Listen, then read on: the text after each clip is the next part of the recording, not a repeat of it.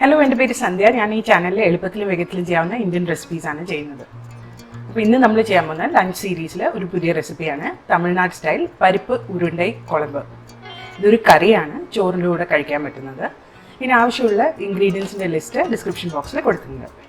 വീഡിയോയിലേക്ക് കിടക്കുന്നതിന് മുമ്പ് സബ്സ്ക്രൈബ് ചെയ്യാനും ബെല്ല് ക്ലിക്ക് ചെയ്യാനും മറക്കരുത്. ലൈക്ക്, ഷെയർ, കമൻറ്റ് ചെയ്യാനും മറക്കരുത്. ആദ്യം നമുക്ക് പരിപ്പ് ഉരുണ്ട ഉണ്ടാക്കണം. അപ്പോൾ അതിന് ആവശ്യമുള്ള സാധനങ്ങൾ പറയാം. തോരപ്പരിപ്പ് 2 മണിക്കൂർ വെള്ളത്തിൽ കുതിർത്തി വെച്ച് എടുത്തു വെച്ചതാണിത്.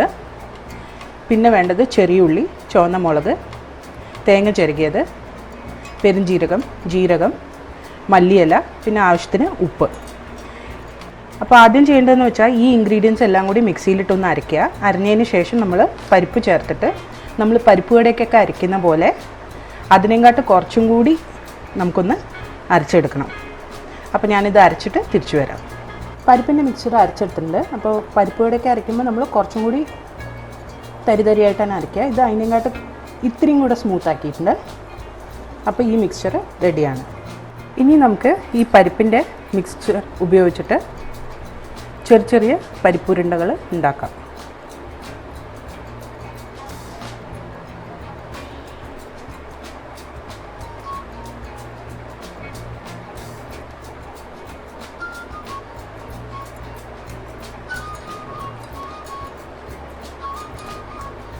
അപ്പോൾ ഇതേപോലെ ബാക്കിയുള്ളത് ഉണ്ടാക്കാം. അപ്പോൾ ഈ ഉരുണ്ടകൾ ഉണ്ടാക്കിയത് ഞാനൊരു സ്റ്റീമിംഗ് പ്ലേറ്റിലേക്ക് മാറ്റിയിട്ടുണ്ട്. ഇങ്ങനത്തെ ഒരു പ്ലേറ്റിലേക്ക് മാറ്റുക, അല്ലെങ്കിൽ ഇഡ്ഡലി കുക്കറിൽ വെച്ചിട്ട് നമ്മളിതൊന്ന് ആവി കൊള്ളിച്ച് എടുക്കണം ഒരു 10-12 മിനിറ്റിന്. അപ്പോൾ ഇതൊന്ന് അടുപ്പത്ത് വെച്ചിട്ട് ഒന്ന് ആവി കയറ്റി 10-12 മിനിറ്റ് കഴിഞ്ഞിട്ട് നമുക്കിത് പുറത്തെടുക്കാം. ഇനി നമുക്ക് കറി അല്ലെങ്കിൽ കുഴമ്പ് ഉണ്ടാക്കാൻ ആവശ്യമുള്ള സാധനങ്ങൾ നോക്കാം. ചെറിയുള്ളി ചെറുതായിട്ട് അരിഞ്ഞത്, വെളുത്തുള്ളി, ഒരു ചെറിയ തക്കാളി അരിഞ്ഞത്, വറുത്തിടാനായിട്ട് കരിവേപ്പില, കടുക്, ഉലുവ, ജീരകം, 1 ടേബിൾ സ്പൂൺ സാമ്പാർ പൊടിയും 1/4 ടീസ്പൂൺ മഞ്ഞൾപ്പൊടിയും, പിന്നെ 1/2 കപ്പ് തേങ്ങയും 1 സവാളയും കൂടി നന്നായിട്ട് അരച്ചെടുത്തതാണിത്. ഇത് കൂടാതെ നമുക്ക് നല്ലെണ്ണ ആവശ്യം വരും. ഈ ഡിഷ് നല്ലെണ്ണയിലാണ് ഉണ്ടാക്കുക. നിങ്ങൾക്ക് അതിൻ്റെ ടേസ്റ്റ് ഇഷ്ടമല്ലെങ്കിൽ വെളിച്ചെണ്ണയോ അല്ലെങ്കിൽ സാധാരണ വെജിറ്റബിൾ ഓയിലോ ഉപയോഗിക്കാം. അപ്പോൾ നമുക്കിത് ഉണ്ടാക്കി തുടങ്ങാം. അപ്പോൾ ഞാനൊരു കടായിൽ നല്ലെണ്ണ ചൂടാക്കിയിട്ടുണ്ട്. അതിലേക്ക് നമുക്ക് ജീരകം, ഉലുവ, കടുക് ചേർക്കാം. കടുക് ഒന്ന് പൊട്ടി ഉലുവ ഒന്ന് ചുവന്ന് വരണം. ജീരകവും അതേപോലെ ഒന്ന് ചുവന്ന് വരണം. കടുകൊക്കെ നന്നായി പൊട്ടിയിട്ടുണ്ട്. ഇനി നമുക്കിതിലേക്ക് കരിവേപ്പില ചേർക്കാം. അതിൻ്റെ ഒപ്പം തന്നെ ചെറിയുള്ളി അരിഞ്ഞതും വെളുത്തുള്ളിയും കൂടി ചേർക്കാം.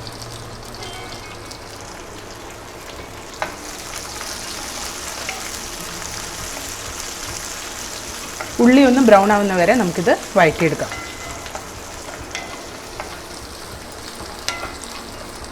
ഉള്ളിയും വെളുത്തുള്ളിയും നന്നായി ബ്രൗൺ ആയിട്ടുണ്ട്. ഇനി നമുക്ക് ഇതിലേക്ക് തക്കാളി ചേർക്കാം. എന്നിട്ട് തക്കാളി ഒന്ന് സോഫ്റ്റ് ആവുന്നവരെ കുക്ക് ചെയ്തെടുക്കാം. തക്കാളി നന്നായിട്ട് സോഫ്റ്റ് ആയിട്ടുണ്ട്. ഇനി നമുക്ക് ആഡ് ചെയ്യേണ്ടത്, നേരത്തെ ഞാൻ പറയാൻ മറന്നുപോയി, ഒരു നെല്ലിക്ക വലുപ്പത്തിലുള്ള പുളി വെള്ളത്തിൽ നന്നായിട്ട് കുതിർത്തിയിട്ട് പിഴിഞ്ഞെടുത്തതാണിത്. ഈ പുളി വെള്ളം നമ്മൾ ഇതിലേക്ക് ആഡ് ചെയ്യും.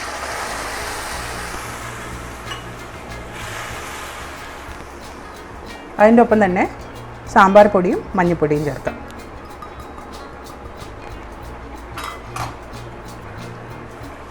ഇത് നന്നായിട്ടൊന്ന് മിക്സ് ചെയ്തിട്ട് നന്നായി തിളയ്ക്കുന്നവരെ വെയിറ്റ് ചെയ്യാം. പുളിയും സാമ്പാർ പൊടിയും ഇട്ടിട്ടുള്ള ഈ മിക്സ്ചർ നന്നായി തിളച്ചിട്ടുണ്ട്. ഇനി നമുക്കിതിലേക്ക് തേങ്ങയും ഉള്ളി അരച്ചതും ചേർക്കാം. ഇതൊന്ന് നന്നായിട്ട് മിക്സ് ചെയ്ത് കൊടുക്കുക.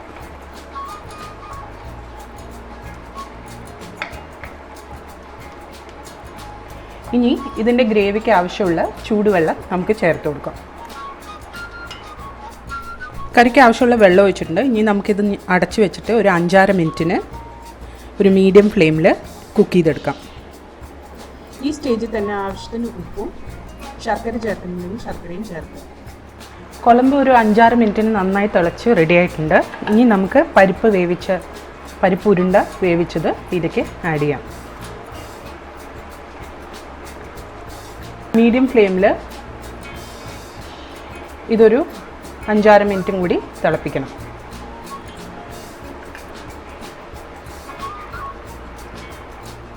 ഒരു 5-6 മിനിറ്റ് നേരത്തേക്ക് നന്നായിട്ട് തിളച്ച് കറി റെഡി ആയിട്ടുണ്ട്.